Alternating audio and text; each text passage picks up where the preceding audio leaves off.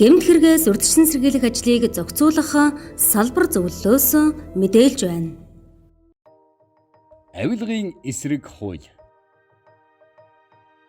Нэгдүгээр зүйл, хуулийн зорилт. 1.1.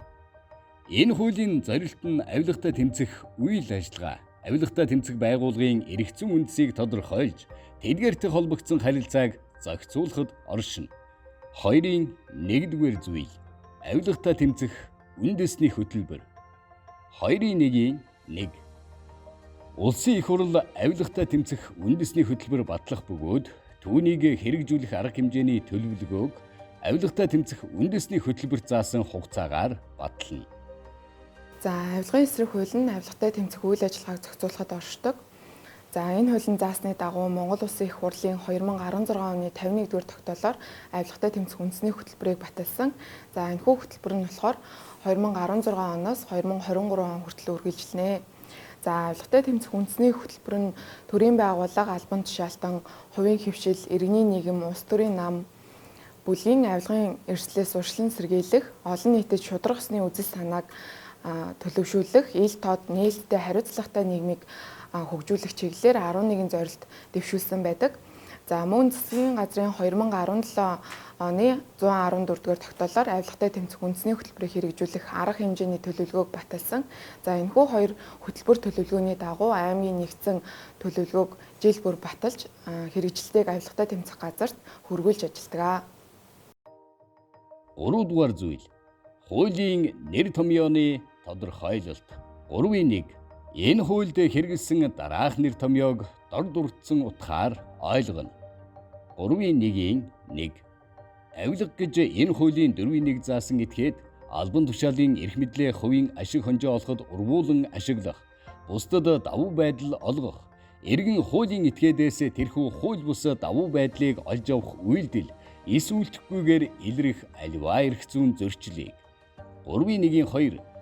Ашиг хонжоо гэж энэ хуулийн 4.1 заасан этгээд албан тушаалын эрх мэдлээ урвуулан ашиглаж, бусдад давуу байдал олгосны төлөө өөрт нь болон бусдад бий болох эдийн болон эдийн бус ашигтай байдлыг. 3.1.3. Албан тушаалын эрх мэдлээ урвуулан ашиглах гэж албан тушаалын эрх мэдлийг албаны эрх ашигын эсрэг буюу хувийн ашиг сонирхлоо гүйцэлдүүлэх зорилгод ашиглаж хийх ёстой үйлдэлийг хийхгүй байх, хийх ёсгүй үйлдэл хийхийг. 3.1.4. Давуу байдал гэж энэ хуулийн 4.1 заасан этгээд албан тушаалын эрх мэдлээ урвуулан ашигласнаар хувь хүн хуулийн этгээдэд бий болох эдийн болон эдийн бус ашигтай байдлыг. Авилгын эсрэг хуулийн 3-р зүйлд хуулийн нэр томьёоны тодорхойлолтыг тусгаж өгсөн байдаг. За, үүнд авилга болон ашиг хонжоо, албан тушаалын байдлаа уруулан ашиглах, давуу байдал гэх мэтчлэн зүйлүүдийг тодорхойлж өгсөн. За, эндээс албан тушаалын эрх мэдлээ уруулан ашиглах зүйлдер дараах кейсийг та бүхэнд дурдъя. За, нэгэн яамны төрийн нарийн бичгийн дарга яамнаас зарласан тоног төхөөрөмж нийлүүлэх тендерт өөрийн эзэмшлийн А компаниг хууль бусаар шалгаруулж хуурамч бичиг баримт үлдэж хуучин тоног төхөөрөмж нийлүүлэн улсын төсвийн хөрөнгөөс онц хэмжээгээр завссан байна. За, шүүхээс 2.6 жилийн ял оноосон.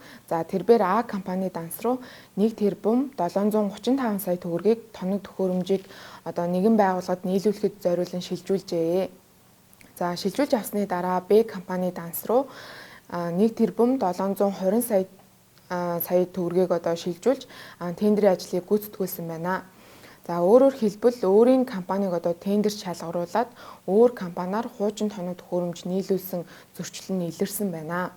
За, албан тушаалын эрх мэдлээ уруулан ашиглах нь албан хаагч түүнд амласан, санал болгосон, эсвэл эдийн болон эдийн бус ашигын нөлөөнд автсан хариуцсан албаныхаа ашиг сонирхлыг худалдаж уруужж байгаа үйлдэл юм аа.